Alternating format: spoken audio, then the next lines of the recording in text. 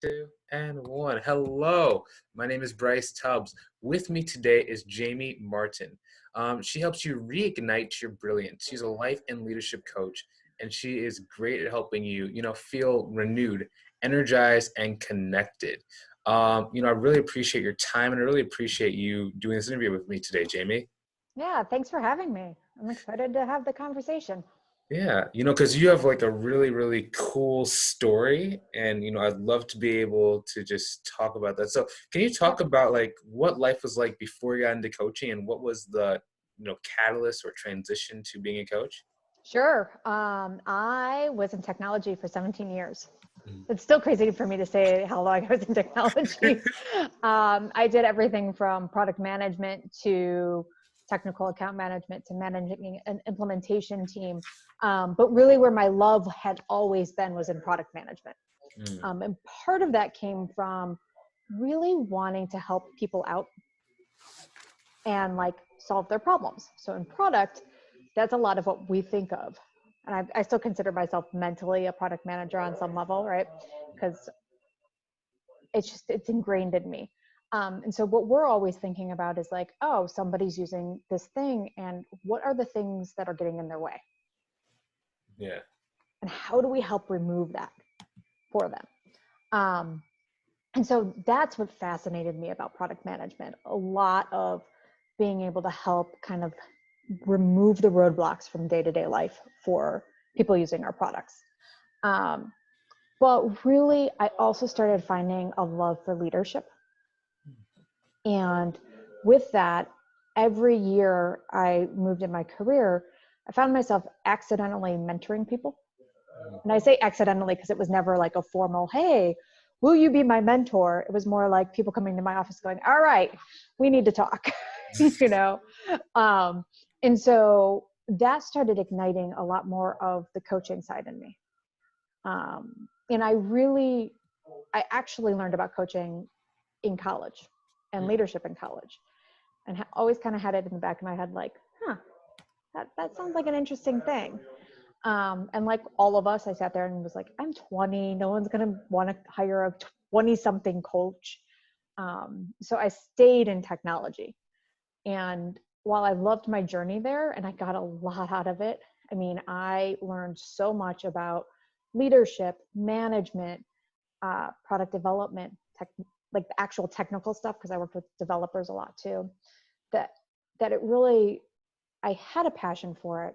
But over time, I started realizing that what I wanted to do was actually help the people who were building things do their jobs better, go after their dreams, really be able to say, this is what I want to do in my life. So 2 years ago, I took the leap. I think it was about 2 years ago, I took the leap and went for a coach training program. Spent a year doing that and looked at my husband and said, let's go do this. Well, let me go do this. And so, yeah, here I am as a coach, ready, excited about having taken the leap and getting out of technology. Yeah, only to get back into it because of the coronavirus, right? Right. Well, I mean, it does help it does help that I was in advertising technology. So I understand a little bit of like the social media stuff, and I still love coding. Like I code my own website. Oh, wow. Yeah. It's dangerous though. Is it Like, dangerous? yeah, I always joke. I'm like, don't give me something too complicated. Website Yeah. I can do simple, basic, but yeah.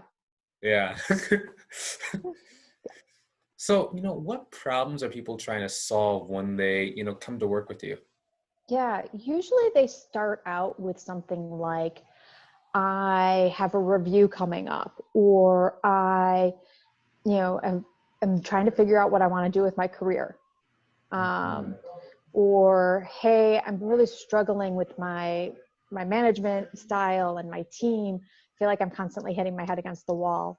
Same with a husband, right? Like Yeah. we're struggling together. So it's not just always career focused, but they usually come with kind of this top level view of like, this is the problem and I want to fix it. So can we just go fix this thing? Mm. What I find though is usually there's a lot more underneath.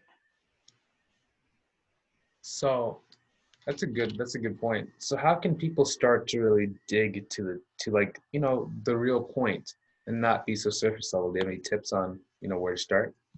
Yeah, I would say it's really starting with listening to the voice in your head and your gut and figuring out which one's talking. Because often our brains like to solve problems really quickly.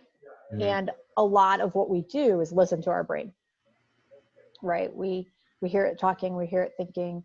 And when we start to actually go inside and listen to our heart and our gut, we start to realize what's actually underlying. Mm. And so our voice in our head is usually something sitting there saying, I'm afraid of, I'm scared, I'm nervous, but it's not going to tell you that, right? It's going to use different language like, I'm not enough, I'm not valuable, Mm. these other people are crazy, right? It's somebody else's fault. So it's really about going inside and saying, okay, how do I separate out the two? Mm. Okay. That's I'm just thinking about like, so do you tend to train the voice to only start the voice in your head to start speaking positive, or do you just learn how to ignore the negative? No, it's actually about listening to the negative. Mm. So you don't want to ignore it, because if you ignore it, that voice gets stronger Mm. and it'll come out in different ways.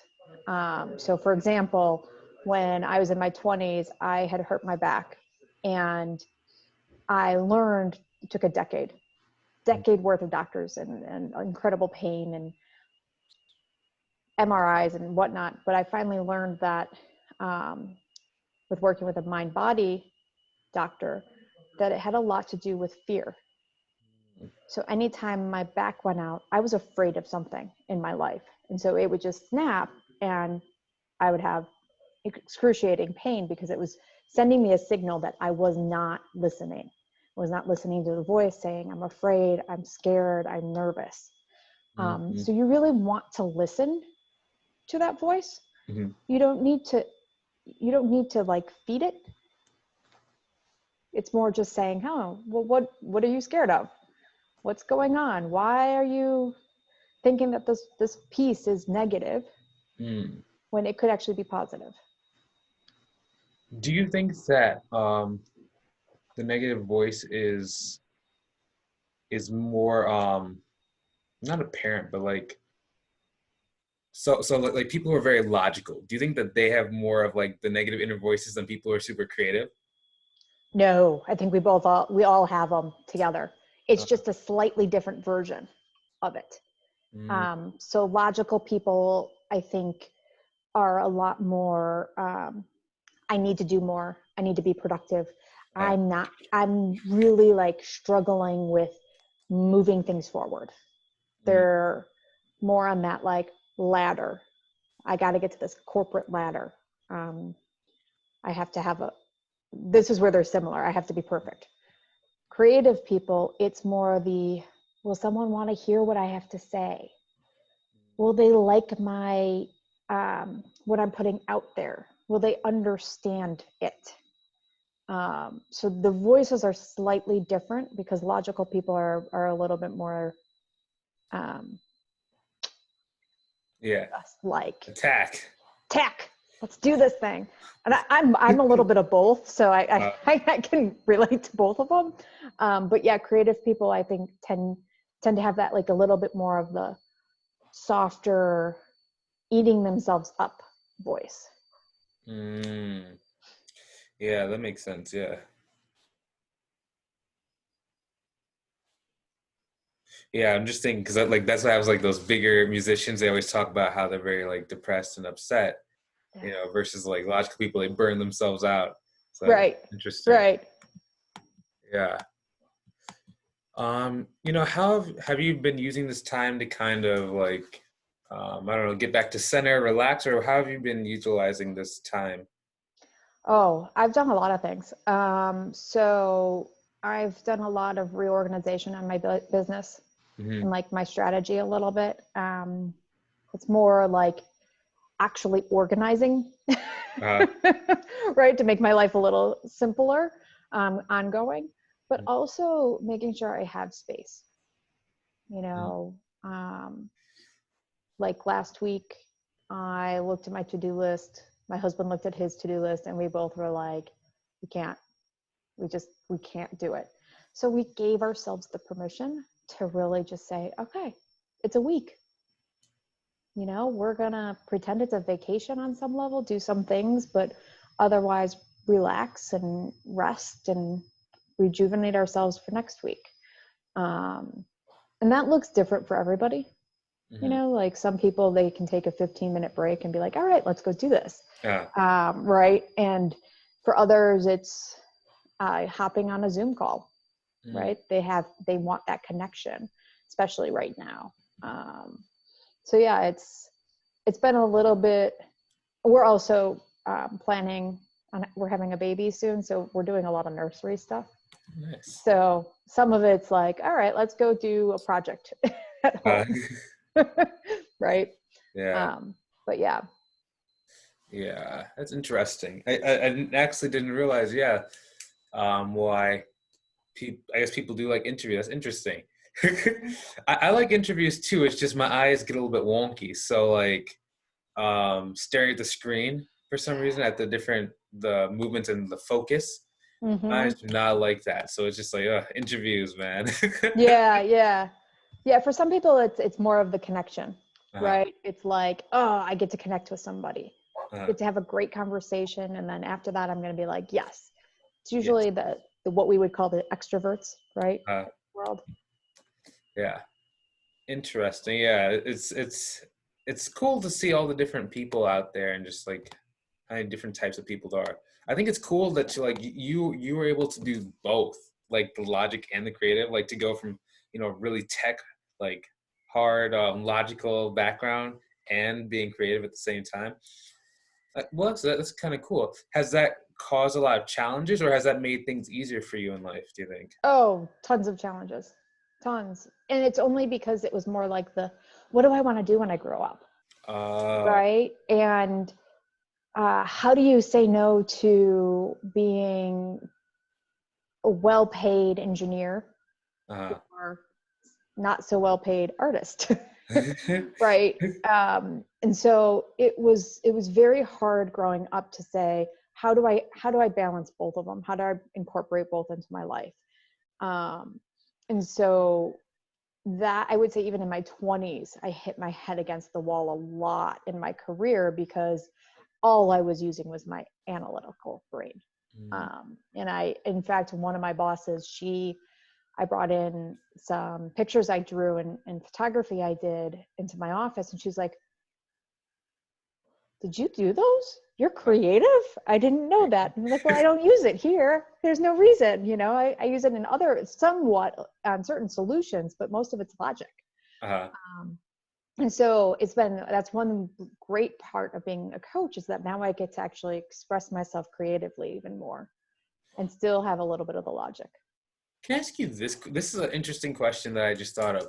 So when So let's say, for example, if you're on like, well, let's say in your business, if someone either does not act logically, do you have the urge to think why, or do you not really care why? Let me ask you that.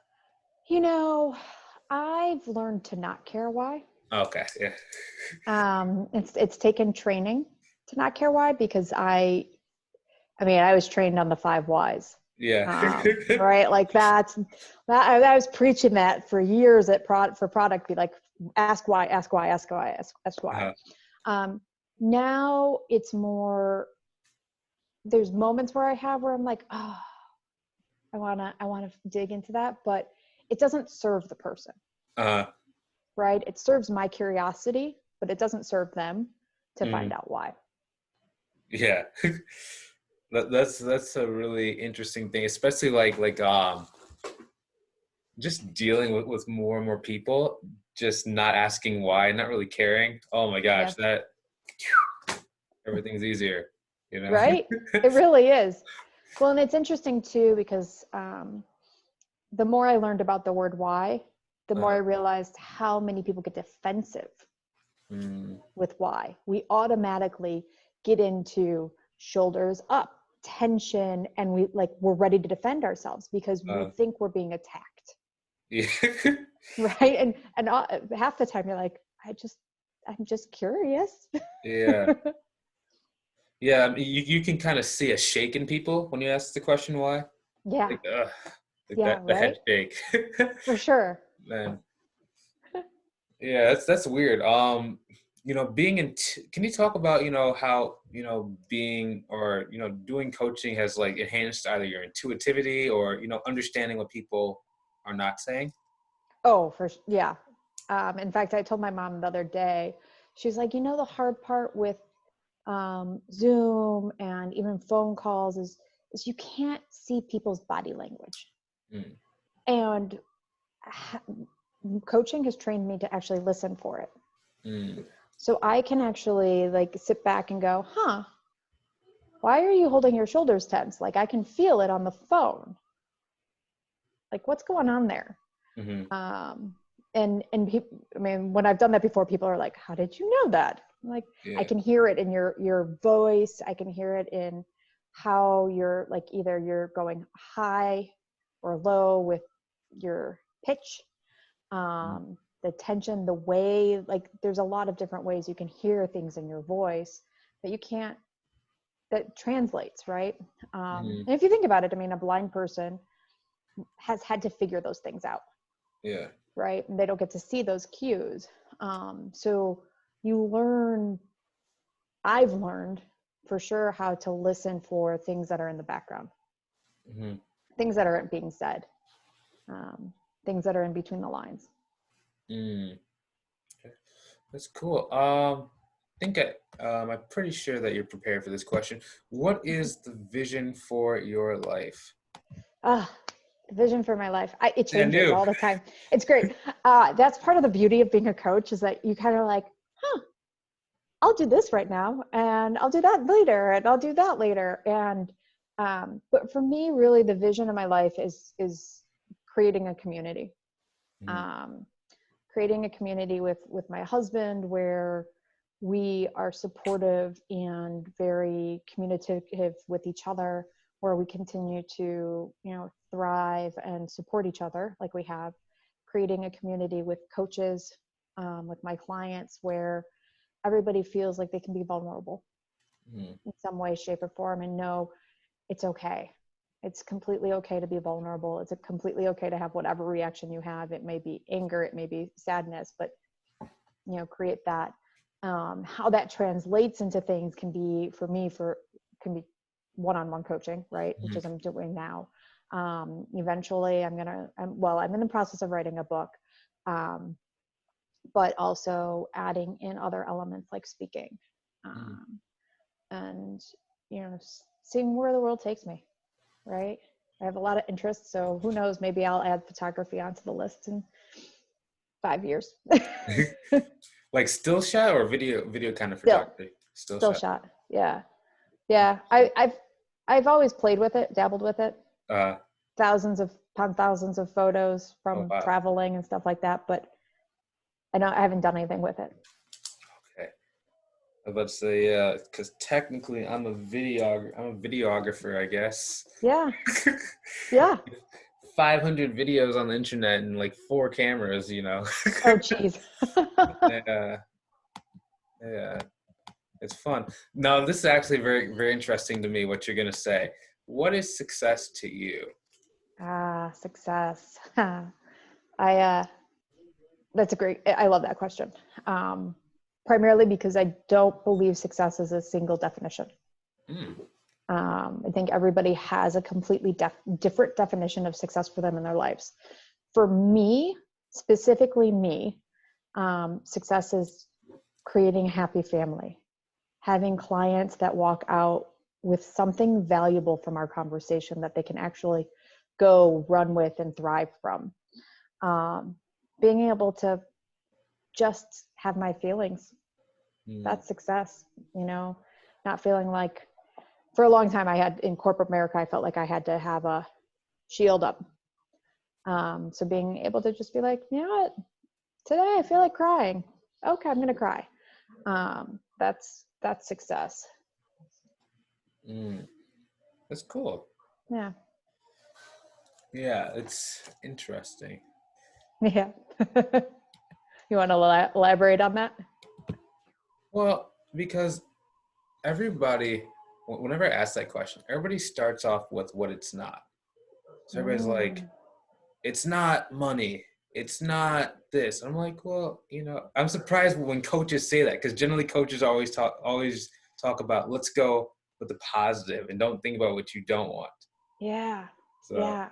yeah. Well, that is interesting, because I think we're also trained as a society to think success means title and money, right? Or fame, title or fame, right? And so people want to just level set and say, okay, it's not that. Yeah, it's not that. I was not that. But it's kind of like saying to a child, like, I love you, but they only hear the but part. They don't hear I love you, right? So you kind of have to separate out that negative piece of it and really find out what it means for you. Yeah, I'm just thinking about, like, I don't know. It's just funny that's like I'll talk to you about after camera or after we're done recording, but it's just interesting. Yeah, because like I don't really have the traditional definitions most people have. Like I just never had them, right? Like, because I didn't even know about like pop culture actors' names until like probably I was like in college, like just. Oh, I'm still there. Yeah, but it's like most people have those hard ingrained things, so that's why it's kind of funny. But yeah, excellent. You talked about some of your special projects, like the book that you're thinking about writing. What's it going to be about? It's actually about infertility. So my husband and I went through infertility for about 2 years, and through that I really learned that women and couples in general going through infertility needed more stories to show that they don't have to go one path. And that everybody's path along the way is completely different. And so it's a compilation of different stories from different women, hopefully some men. We'll see if I can get somebody to sign up to talk about it. But to share my story, share their stories, and give people that kind of moment of, oh, there's no right or wrong way to go about infertility. Yeah. You should probably post a video about it, asking for your followers to. Yeah. Yes. Videos are pretty cool when you actually get them to work, you know? I know. That's fine. I'll tell you about that after the camera. Okay. Because everybody can a lot of people can get views, right? Especially as coaches, right? Because, you know, generally our stories are pretty compelling, right? And we care about people, but it's like that next step, right? Because a lot of my clients like will do a video, they'll get like 12,000 views, and I'm like, okay, I didn't tell you to release those. I was like, that was supposed to be a draft. Oh. Oh my, like I need to make that more clear, but I always say, okay, so let's make this video and then just send it to me. But of course they send it to me and like their friends. I'm like, no, what do we? Yeah. Like, no, just me. Yeah, you know. So, you know, how can people find out more about you, and like where can they connect with you? Yeah, so I have a website, jamiemartincoaching.com. I'm also on Instagram, Facebook, and LinkedIn. All of those are Jamie Martin Coaching. Follow me there. And my website has links to all of my social media too. Okay, cool. In case you want to spell Jamie Martin, Jamie space Martin. Yes. Excellent. I really appreciate your time and really appreciate you doing this interview today. Yeah, thanks for having me. It was fun. Yeah, excellent. Okay, to the people watching, if you would like more content just like this, of people who are trying to improve their lives and help others do the same, I recommend you go and check out our free community, either on LinkedIn or Facebook, whichever one is your platform of choice. Basically, what it is it's a mastermind where people who are trying to improve their lives can come together and build a set of community. So if that is you, I recommend that you go ahead and check out the links either above or below the video. Hopefully you enjoyed watching this video as much as I enjoyed creating it today. Talk to you guys soon. See you later. We're done recording in 3 and 2 and 1.